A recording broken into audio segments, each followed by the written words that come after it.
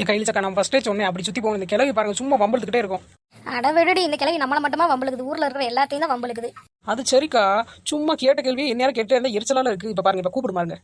ஏடி ரெண்டு பேரும் இங்க வாங்கடி. என்ன யாரும் சுத்திக்கிட்டே தெரியுங்க, வீட்ல ஒரு வேளை பார்க்க மாட்டீங்க போலனா.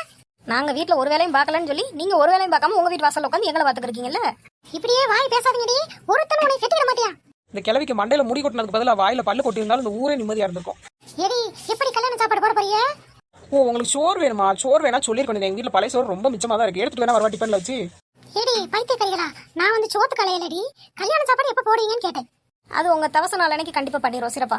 என்னடி சொன்னீங்க? எனக்கு காது சரியா கேட்க மாட்டேங்குது. இந்த கிளவி வஞ்சா மட்டும் காது கேட்காது, கண்ணு தெரியாது. சரிடி, உங்களுக்கு ஏதாவது முக்கியமான வேலையா இருக்கும், வேமா போறீங்க போல. சரி வேமா போங்க போங்க. இவ்வளவு நாள் இந்த ஐடியா தெரியாம போச்சேக்கா. இல்லாட்டா இந்த கிளவி ஏதாவது நறுக்கு நறுக்கு 4 வார்த்தை கேட்டோம்னா நம்மள விட்டுருக்கும் போலயே. பாப்பா குண்டு தம்பி, என்ன இந்த பக்கம் போற? என்ன விசேஷம்? இல்ல பட் வீட்டுக்கு கறி எடுக்கலான்னு போறேன். எப்ப குண்டு தம்பி, இது புரட்டாசி மாசம், கரியரின் பேசிக்கிறதுக்கு அவசரமா? அது ஒண்ணும் இல்ல பட்டி, என் பொண்டாட்டிக்கு ஒரே இருமலா இருக்குன்னு வேற சொன்னா.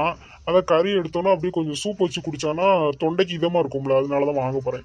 தம்பி இதெல்லாம் குடிக்க கூடாது, இது புரட்டாசி மாசம். துளசியில கரசாயம் போட்டு குடு உன் பொண்டாட்டிக்கு. ஏன் பாட்டி புரட்டாசினாலே கறி சாப்பிடக்கூடாதுங்கிறாங்க? அது அப்படிதான்ப்பா தம்பி, பெரியவங்களை ஏத்து பேசுறது மாதிரி நிப்பாட்டி. இந்த பழக்கத்தை மாதிரி நீ விட்டாலே உன் பொண்டாட்டி காய்ச்சல்லாம் பறந்து போயிடும். இழுச்சக்கா, இது எனக்கு புது பொருளியா இருக்கு. ஏத்து பேசாம இருந்தா காய்ச்சல் பறந்து போயிருமா? ஏடி அந்த கிளவிக்கு யாரையாவது வம்பு இழுக்கணும், அப்பதான் அது நிம்மதியா இருக்கும். தம்பி கறி எடுக்க போறேன்னு சொல்லிட்டு வெளியே வந்துட்டு வெறும் கையோட வீட்டுக்கு போக கூடாது தம்பி. கறியை வாங்கி என் கையில கொடுத்துட்டு போ. ஏன் பாட்டி அப்ப புரட்டாசி மாசம்னா உங்க வீட்டுல கறி சாப்பிடலாமா? இப்ப குண்டு தம்பி, இப்பதானே உன்ட கதை சொன்னேன், ஏத்து பேசக்கூடாது பெரியவங்களான்னு. இப்படி திரும்ப திரும்ப பேசினா உன் பொண்டாட்டிக்கு 100 150 டிகிரிக்கு போயிடும் காய்ச்சல். பேசாம அங்கிட்டு சுத்தியே போயிருக்கலாம் இந்த கிளவிட்ட வந்து பேச்சு வாங்கினதுக்கு. எவ்வளவு குண்டு தம்பி, பிள்ளை எங்க போய் விட்டுட்டு இருந்த?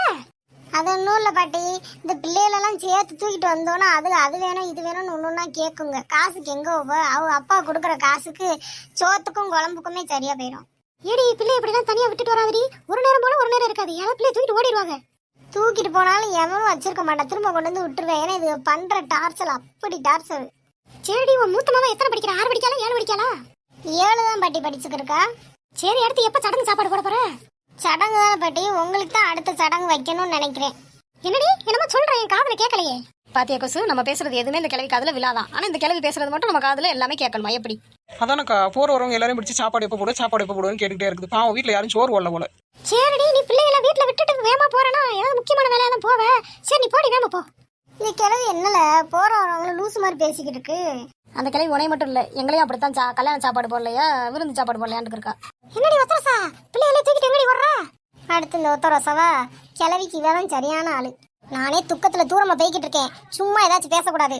ஏண்டி இப்படி கோவப்படுற? கோவப்படாதடி. ஒரு பையன் ஆம்பளை பையன் பெத்துட்டேன், அடுத்து ஒரு பொம்பளை பிள்ளை மட்டும் பெத்துரு, குடும்பம் நல்லா இருக்கும்டி. இந்த ஒன்ன வச்சுக்கிட்டே நிம்மதியா சோறு திங்க முடியல. சோறு திங்கும் போது எம்மா ஆய் வருது, கழுவி விடுன்னு வந்து நிப்பியான். ஏடி பிள்ளைகளும் அப்படிதாண்டி இருக்கும். இன்னொரு பொம்பளை பிள்ளை மட்டும் பெத்துட்டு நினைச்சு பையன், அவ்வளவுதாண்டி உன் வாழ்க்கையே நல்ல யோகமா இருக்கும்டி. ஆமா, இவங்க அப்பே வாங்குற சம்பளத்துக்கு இவனுக்கு ஸ்கூல் ஃபீஸ் கேட்டவே வழி இல்லை. இதுல இன்னொன்னு பெத்துட்டு அதே ஸ்கூல்ல கொண்டு போய் எவன் விடுவா? ஏடி பொம்பளை பிள்ளை பிறந்த சாப்பாடு ஊரை கூட்டி சொல்லணும்டி, அதாண்டி செய்முறை. இந்த கிளவி சோறு திங்கிறதுக்கு நம்ம கல்யாணம் பண்ணணுமா, இவ பிள்ளை வைக்கணுமா, இவ ஓடி போகணுமா? எப்படி? இங்கே கிளவி, உனக்கு சோறு வேணும்னா ஒவ்வொரு கோயிலா போ, அன்னதானம் போடுவாங்க.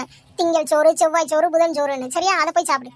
ஏடி நீ பேசுறது சுத்தமா என் காதுல ஒண்ணுமே விழ மாட்டேங்குது. என்னம்மா நடிக்குதுமா கிளவி? சரி உத்தரசா, பிள்ளைய பார்த்து பத்திரமா தூக்கிட்டு போ. நடந்து போமா, வேமா எங்கேயும் போற? சரி வேமா போ. சும்மா போற வரவளை கூப்பிட்டு வச்சுக்கிட்டு சோறு எப்ப போடுவா, பாத்திரம் எப்ப கழுவுவான்னு இருக்கா.